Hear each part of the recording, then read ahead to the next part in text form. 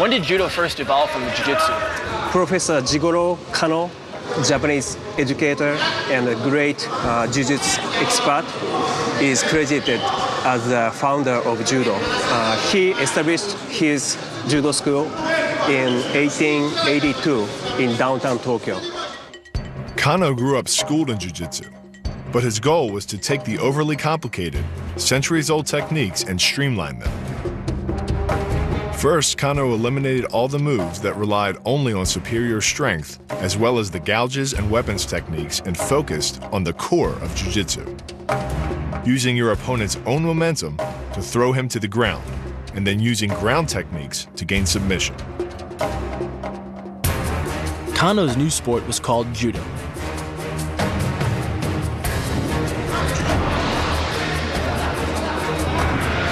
Can you tell us about the rules a little bit? Like, what are some of the ways you can score points, and how does the match end? There's two phases. One is a standing position, which is called tachiwaza, emphasize throws. And the other one is called newaza, or katamewaza. It emphasizes grappling. The standing phase of a judo match is a punishing version of Newton's laws of motion. As a judoka moves across the mat, his momentum is constantly shifting. Rather than meet that force with force, like in Muay Thai or Karate, the idea of judo is to apply a small force of your own to redirect that energy. All throws rely on this concept. That's Uchimata right there. Oh, got it! But only by positioning your body in the exact right place at the exact time can you maximize the effect of your move.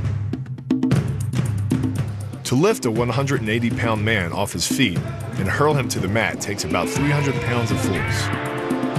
But take that same man already moving and apply a small force to his unstable center of gravity, and even a weak judoka can hurl a much larger man many feet. If the standing phase is all about Newton, groundwork owes its effectiveness to Archimedes. Pins, chokes, and joint locks are based on the principle of the lever. Create a fulcrum near a vital joint and use the principles of leverage to dramatically increase the amount of force you can bring to bear. Because bone is up to 40 times stronger than concrete, it's very tough to break. But joints can be destroyed with much less force. It's really an intense chess game. I mean, these guys aren't just punching back and forth. They're using each other's momentum to get their sweeps and their throws off. I can't wait to get tossed like a rag doll. Modeled on the Japanese kimono, the judo gi is comprised of a loose pair of pants and a heavy cotton top. As for the color, white is a traditional symbol of death and purity in Japan. For hundreds of years, samurai wore white underneath their armor to signify their readiness to die on the battlefield. That intense conviction is proudly carried on by judokas today.